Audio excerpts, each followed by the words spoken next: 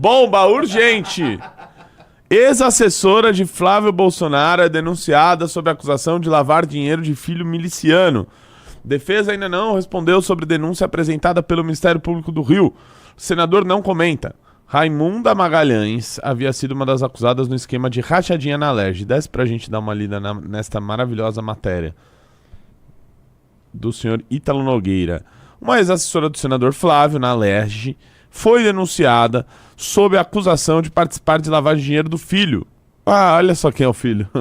O miliciano Adriano da Nóbrega, morto em 2022 numa operação policial na Bahia, de maneira... Eu não sou conspiracionista, aliás, odeio essa teoria da conspiração, mas morto de uma maneira muito esquisita. Muito esquisita. De acordo com a denúncia divulgada nesta quinta-feira pelo MP estadual, Raimunda Veras Magalhães integrou uma rede de pessoas e empresas usadas para receber, movimentar e ocultar valores oriundos do jogo do bicho. A Folha procurou a advogada Manuela Santos, que representou Raimunda em outros processos, mas ela ainda não respondeu às tentativas de contato. Flávio, que é pré-candidato, não quis comentar por não ter tomado conhecimento da acusação. Vamos lá, desce aí mais. Tá aí o senhor Adriano da Nóbrega. A Raimunda foi uma das denunciadas no esquema da rachadinha pelo MP em período que ele esteve na Alerj. O caso foi arquivado após a anulação de provas pelo STJ. Sempre é uma anulação processual, né? Nunca de mérito. Segundo o MP do Rio, Adriano controlava pontos do jogo do bicho em Copacabana em associação com o bicheiro Bernardo Belo. Olha aí, para quem assistiu a série Vale o Escrito, que é uma belíssima série, sabe quem é o senhor Bernardo Belo. A investigação apontou que 4 empresas movimentaram 8,5 milhões de reais. Entre os empreendimentos de fachada constam um depósito de bebida, um bar e um restaurante. Os investigadores se depararam com um quiosque de serviços de sobrancelha localizado em um shopping na Zona Norte, cuja conta registrou em 6 meses aproximadamente 2 milhões de reais em créditos. É muita sombra. O cara fez a sobrancelha do Nicolas. pra ter tanta sobrancelha feita aí pra movimentar. Raimunda trabalhou como assessora de Flávio entre abril de 2016 e novembro de 2018. O MP do Rio não informou o período em que ela foi acusada de atuar no esquema de lavagem de dinheiro. Tá aí o rachador. O MP apresentou também denúncia contra o deputado federal Juninho do Pneu. Juninho do Pneu, o nosso representante aí do... Ó o Juninho do Pneu aqui, ó. Olha aí, ó. Ó quem chegou aí, ó. Juninho do Pneu. Juninho, ó. Do Pneu. Juninho do Pneu aí, velho. Você é o nosso deputado aí, Juninho do Pneu. Você podia ser candidato com esse nome, ô Juninho. Pelo Paraná, Juninho do Pneu. Juninho do Pneu. Juninho Não, do Pneu. sai no Rio mesmo. Aí fica confuso lá com o cara, enfim. A promotoria afirma que ele adquiriu bens de Adriano após sua morte, avaliados em 3,5 milhões. Provavelmente uma coincidência daquelas coincidências que temos no Brasil. A acusação afirma que ele e a viúva do miliciano Júlia Lotufo, também denunciada, tinham ciência da origem ilegal do imóvel e da irregularidade da transação. A Folha não localizou as defesas de Juninho e Júlia. Afinal, ele é só um deputado federal, super difícil de encontrá-lo, não é mesmo? Ao todo, 3 denúncias foram oferecidas para tratar da atuação de Adriano no jogo do bicho numa rede de matadores de aluguel e na ocultação de seu patrimônio após a morte. A terceira ação penal trata dos integrantes que atuavam sob o comando do miliciano e que continuaram em atividade após sua morte.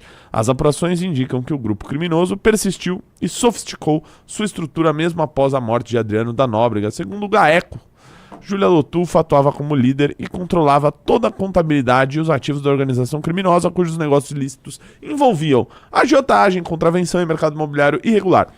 Vamos lá. Deixa eu falar uma coisa. É muito curioso. Primeiro assim, vejam por conta própria, os senhores, sobre a morte de Adriano da Nóbrega. Do nada, em 2022, no governo Bolsonaro, sob gestão do governo Bolsonaro, a polícia na Bahia, né? Importante dizer, a polícia da Bahia do governo PT também, mas enfim, foi durante o governo Bolsonaro, Simplesmente executou, né? Executou o Adriano da Nóbrega, um cara que talvez sabia tão pouca coisa, né? Que empregou tanta gente no gabinete do Flávio Bolsonaro, né? Deve ser tudo coincidência, né? E o senhor Adriano da Nóbrega, ele é pintado pelo Flávio. Veja a entrevista dele lá quando ele foi no Léo Dias, né? Ele é pintado, né? Como se fosse, não, é porque ele era só um cara ali, um cara do escritório do crime, né? Na verdade ele meio que matava traficante e tal. Pera lá, o cara era um miliciano, o cara era um agiota, um cara que estava envolvido até as tampas aí no jogo do bicho. E o Flávio não sabia nada, ele não sabia nada. Ele só homenageava o cara, contratava familiares do cara, né? Operacionalizava o esquema de peculato junto com o cara, mas ele não sabia de nada, pessoal. É tudo coincidência. Assim, o envolvimento do senhor Flávio Bolsonaro com a milícia... Que a esposa do Adriano da Nóbrega era do gabinete. A esposa, pois é, a esposa, a mãe, todo mundo... É tudo coincidência. Quem é que não contrata uma família inteira de miliciano no seu gabinete, não é mesmo? É algo super normal. Então, essa história da milícia e o envolvimento com o Flávio Bolsonaro é muito real. É muito real. Isso aqui não é acusação. Isso é muito real, comprovado, né? Infelizmente, esse senhor, esse miliciano foi executado. Não era para ele ter sido executado nesse caso. Era para aplicar-se o prendeu primeiro, né? O prendeu e delatou, né? E aí se ele não delatasse aí, né, que vá pro inferno. Mas foi executado, né? Um engraçado, um cara que tinha tanta informação. Mas enfim. Vamos... Sabe que... Posso fazer uma... Por favor, faça. Com licença, deixa eu pegar esse aqui. Isso aqui claramente é uma porradinha já, porque, pô, agora, depois de tanto tempo, agora vai sair isso aí, claramente é uma porradinha eleitoral já.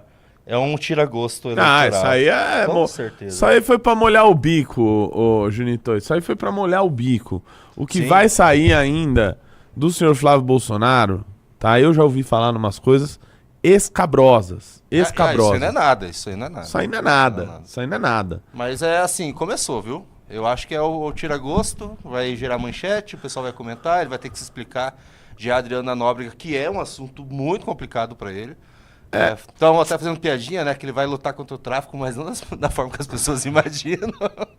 Por espaço para milícia, né? Pois é. Você lembra na eleição de 2020, eu acho, quando ele foi candidato, o mapa eleitoral dos votos de Flávio Bolsonaro? Tudo em área de milícia? Tudo coincidência. Tudo coincidência. Mas tudo Flávio coincidência, Bolsonaro, cara. voto em área de milícia. É tudo coincidência. O Bolsonaro... Porra, mas eles não podem votar, não? Eles queriam sair lá da milícia e eles votaram no Flávio. Qual que é a sua opinião, operadora? Obrigado. Então, ó, faz o seguinte, minha cara operadora. Eu vou lhe dar uma missão. Vá no Twitter do Renan Santos e eu quero ler o texto dele sobre massinha... Sobre bola de massinha. Não sei se vocês viram esse texto.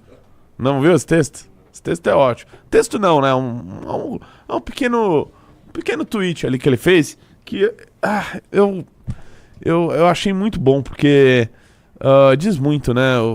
A situação que a gente tá hoje. Eu quero falar sobre. Digita aí se você ler o texto do Renan Santos. Sobre... O texto é um tweet dele de hoje. Põe o Twitter dele aí que eu mostro. Põe aqui aí pra mim. Desce. Pode descer.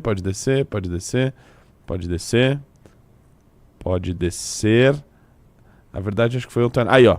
Esse daí. Dê mais um aí para os nossos amigos e põe para eles verem junto comigo. Por gentileza. Renan Santos. As coisas são como elas são. A Operação Lava Jato de Moro foi destruída pelo pai de Flávio, Jair, pois o filho desviava o salário dos funcionários e foi pego por um desdobramento da operação. Anos depois, eles se juntam no mesmo partido, comandado pelo mensaleiro Valdemar da Costa Neto. Isso seria um escândalo 10 anos atrás. Hoje, ninguém liga. Nem eu ligo. Ninguém liga, pois nada ali é de verdade. Não há incoerência ou hipocrisia. Há apenas um cálculo frio que tem como premissa a ideia de que, no fim, ninguém liga. Em termos concretos, essa maçaroca de siglas e escândalos se torna confusa, a ponto dos agentes serem indistinguíveis. É como quando misturamos massinhas de cores diferentes e o resultado é uma bolota meio marrom esverdeada. Quem estava no INSS estava no mensalão? Alguns. E da Lava Jato? Teve gente no Master? Sim, vários. Teve gente da emenda desviada junto com fraudador de equipamentos médicos na pandemia? Vários. Então nem recomendo indignação. É tudo uma grande bosta, uma bolota meio marrom esverdeada. Não vale a pena mexer muito. Isso fede e não é legal. Essa constatação aí do Renan, é por isso que quando a gente escuta falar, né? Vê, esse caso aí saindo hoje, né? Da ligação do Flávio com a milícia, com o jogo do bicho, com a agiotagem, com tudo que não presta, né? Escuta falar de coisas que ainda vão aparecer sobre ele, né? De envolvimento em diversos escândalos. E no final das contas, para as pessoas, isso é só uma bolota de massinha marrom, né? É só uma maçaroca qualquer, né? Um negócio que não significa nada, que não causa indignação de nada. Isso é muito ruim, no final das contas, porque é a legalização do cinismo, é a legalização do meio que de um vale tudo e dane-se. Eu não sei se vocês viram, vocês devem ter visto, né? Passou na live do Arthur. Eu falei na minha live ontem à noite também, né? Que teve uma deputada na Assembleia lá que ela se passou uma base de maquiagem marrom nela, né? Pra fazer uma crítica e tal, a Erika Hilton. Então, você vê esse tipo de coisa, você vê que é um ato claramente, né, esse ano tem eleição e tal, né, então fazer um negócio ali pra chamar atenção, um negócio meio falso, meio pobre, não, né? 100%, Meio pobre. 100% falso, 100%,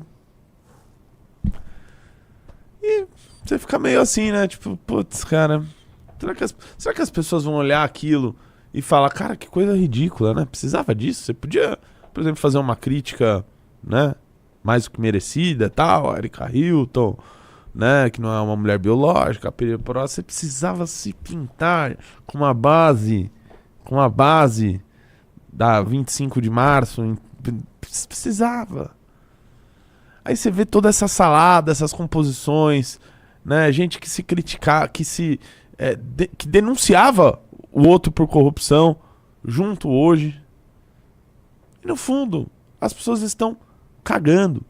E as pessoas que fazem esse tipo de coisa, veja só, tô fazendo uma relação aqui com as pessoas passar uma base marrom pelo corpo e de acordos políticos que não ligam pro seu passado, né? Ou pelas coisas que foram ditas no passado. Por quê? Porque tudo isso é uma bola de massinha misturada de várias cores, entendeu? Então, isso é muito triste, né, cara? Teve um cara que ele comentou aqui nos comentários, o Hilke Marx, ele mandou... É a mesma coisa da Nicole usando a peruca lá no plenário. Sim, exatamente. É uma coisa... esse ainda foi mais ridículo, né? Esse ainda foi mais ridículo, eu acho, porque... Mas enfim, né? A base da Virgínia. Enfim, cara... É isso, né? Vamos para as próximas pautas, né? E eu quero fazer o prognóstico eleitoral aqui também. Vamos lá, deixa eu fazer isso e a gente vai para outra pauta. Então volta aqui para mim, por gentileza. Vamos lá, meus caros. Eu tenho cravado. Quando eu tenho uma opinião forte, é porque eu estou cravando algo. E eu cravei há muitos meses que o senhor Romeu Zema... Importante lembrar, o Renan também. Que o senhor Romeu Zema Neto, governador de Minas Gerais, ele será o candidato a vice do senhor Flávio Bolsonaro. Será o candidato a vice do senhor Flávio Bolsonaro. Então, ele não será candidato a presidente, portanto. E eu também tenho cravado que o PSD, Partido Social Democrático, do senhor Gilberto Kassab, não terá candidato à presidência. Não terá candidato à presidência. Explico. Vocês devem ter visto que o Flávio Bolsonaro pressionou o Ratinho nesse momento, dizendo que ele poderia ser o vice do Flávio, né? E, portanto, ele traria o PSD lá para a base de apoio dele e tudo mais. Em troca disso, o PL apoiaria o candidato do Ratinho Júnior no Paraná, que é o ministro secretário das cidades dele, lá, o Guto, não sei o que, é uns caras que ninguém conhece, né? O Ratinho tá tentando emplacar. E em contraposição, né, ao Moro, que está disputando as eleições lá no Paraná.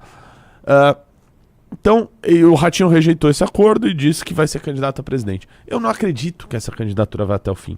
Não acredito. Por vários motivos. Os próprios candidatos, no caso do Ratinho, ele estaria perdendo o seu próprio estado. Para ir para uma eleição onde o PSD, de alguma forma, está tentando se colocar como aquela terceira via, né, que falavam em 2022. Só que, e a gente falava isso lá também, não existe possibilidade de ter qualquer terceira via que ela não negue veementemente ao que eles consideram a primeira e a segunda via. Não existe. O Ratinho Júnior, ele é incapaz de fazer uma crítica ao miliciano do gabinete do Flávio Bolsonaro. Ele é incapaz disso. Então, se ele é incapaz de fazer isso, ele não é a representação de um outro caminho. Não, ele é mais do mesmo, mais do que está lá. Então, não há qualquer possibilidade disso prosperar eleitoralmente também. Não há viabilidade nenhuma. Os outros pré-candidatos do PSD também não possuem viabilidade nenhuma. O senhor Ronaldo Caiado tem boa avaliação no seu estado, é verdade. Porém, o estado dele perante a federação, em questão de habitantes, é quase nada. E é outro também que apoia deliberadamente a família Bolsonaro. Apesar de na pandemia ele dizer outra coisa. Já voltou atrás. Então, esses caras, eles não têm viabilidade eleitoral nenhuma. Então, o Kassab está insistindo nessa possibilidade deles terem candidatura, mas eu não consigo acreditar que isso irá para as urnas, que isso irá para a eleição. Provavelmente eles vão passar essa fase aí de abril, de maio, né? Vai que dá certo. E não dará. Seja Ratinho, seja Caiado. O Eduardo Leite, coitado, né? Ele não conseguiu nem responder se ele era a favor de reduzir a maioridade penal. O Eduardo Leite, talvez desses daí, não seria nem eleito senador no estado dele. Apesar deles estarem na frente das pesquisas, porque eles têm o recall. Mas nem isso, nem lá ele ganharia. Ele pontua, tanto o Leite como o Caiado já foram ultrapassados pelo Renan já tem tempo. Vão ser ultrapassados até pelo Aldo Rebelo. Então, assim, eu não consigo acreditar numa candidatura do PSD até o final.